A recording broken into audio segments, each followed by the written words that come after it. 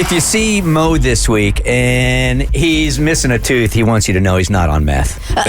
It has nothing to do with meth at all, actually. It's true. Uh-huh. So, thank you. You're welcome. You want to move on to the next thing now? Yeah, we're done here.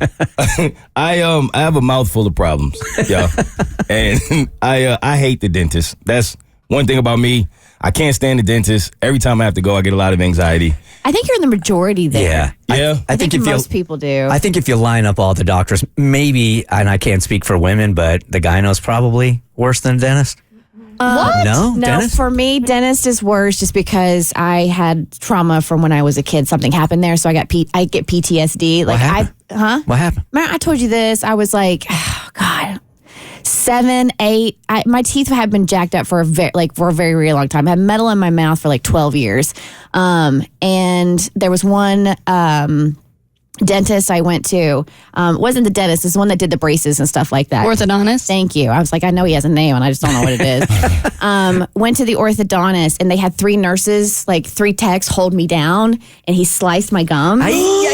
And my mom was there and she was crying and I was crying. And as soon as they were done, she grabbed me, we left and we never went back there again. But that's something that's like instilled in you. So like I was there once and I was laying there and they said they had to do something I wasn't prepared for. And tears just started streaming down my face. And I'm assuming your gyno has never used a razor, so it's never been a fair Well, comparison. there was this one time. No, I was kidding. For you, gyno or dentist? Oh, gyno, hands down. Really? I have never understood the anxiety around dentists, and maybe that's because when I was growing up, I had like a great pediatrician. My best friend from college is going to be a dentist. I wanted to be a dentist at one point. They've never freaked me out because all they do is just brush your teeth, whereas when you go to the gyno, they're literally inside you, so it's not a pleasant experience. For me, the dentist is just, it's the worst one. And I've got a great dentist. But still, you're so out of control, right?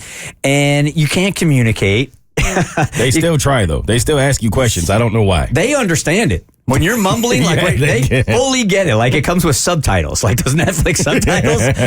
But you're just so out of control, man. And everything is so close to your ears. You can hear everything going on. By far the worst. I hate to break it to you, but when you go to the gyno, you're also out of control there as well. Yeah. I mean, your feet are in literal stirrups. Yeah. There's a lot of tools there as well that you don't want. So my anxiety, I think, started pinging highly the day that I was supposed to go to the dentist before I left vacation. And I think that was the start of my problems because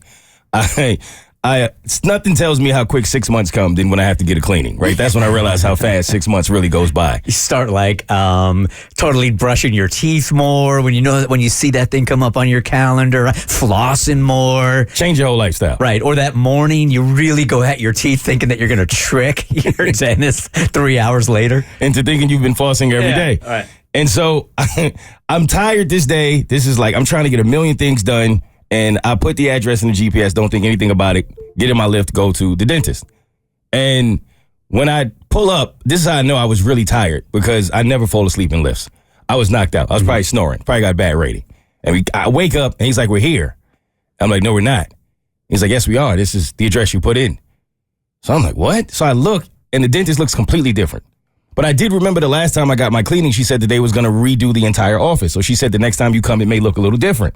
So I remembered that. I'm like, oh, I know it's going to look this different. Like, I don't even recognize the area. But I'm like, maybe it's me somehow. And I get out, and I walk into the dentist, and I immediately knew something was wrong because every time I walk in, they're always like, hey, Mo. I walked in, nobody said nothing. They were all just looking at me like, who are you?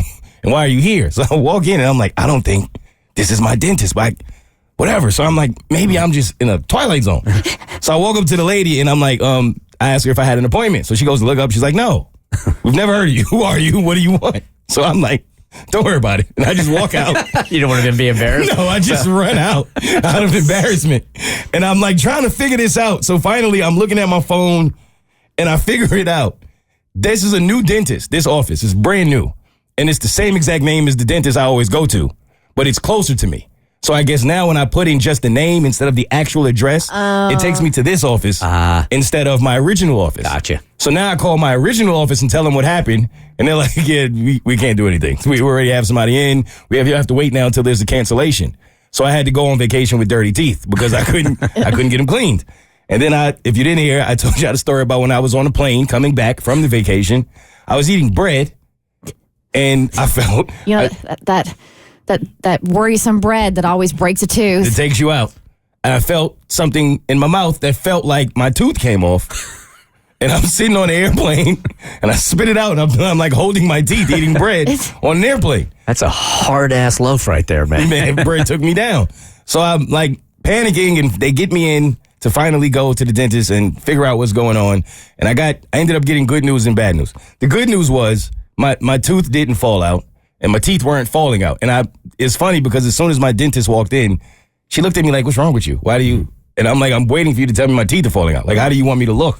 And she's like, "It's not that bad. It's a crown." Mm-hmm. So I guess my crown came out, and they just have to replace the crown on whatever tooth it is. She said that part is not really a big deal, but those wisdom teeth got to come out. Oh, Lordy. He's getting a nose job.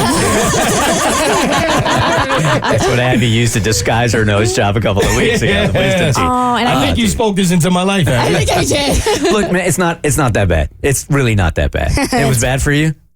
I mean, they say the older you are when you do it, the worse it is. I didn't have a problem with it. I went into the dentist, and How old were you when you did it? it was just a couple of years ago. Was it really? Yeah. And they said you need to get all 4 out. We could do 2 now, 2 later, but we recommend you do all 4. I'm like, I don't need all 4 out. Just do 2 now. And they're like, are you sure? Because you're going to end up back in here. And I'm like, do 2.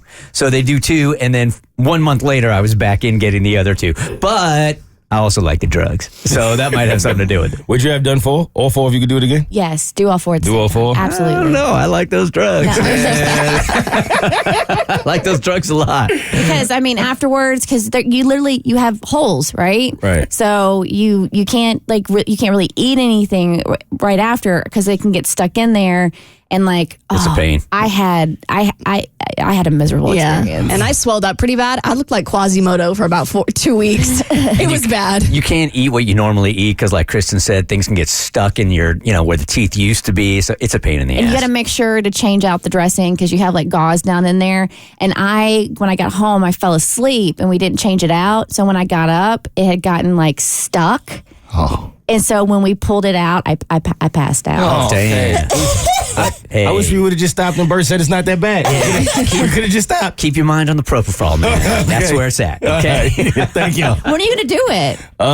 Well, she said that I can do it after my next cleaning, but around then, so probably like 6 months. Okay. I'm getting them out. I could YouTube it. We could have that done in studio. It's 7:30 break. Let's do it. I could have it done. That's a lot cheaper. Yeah. The Bert Show.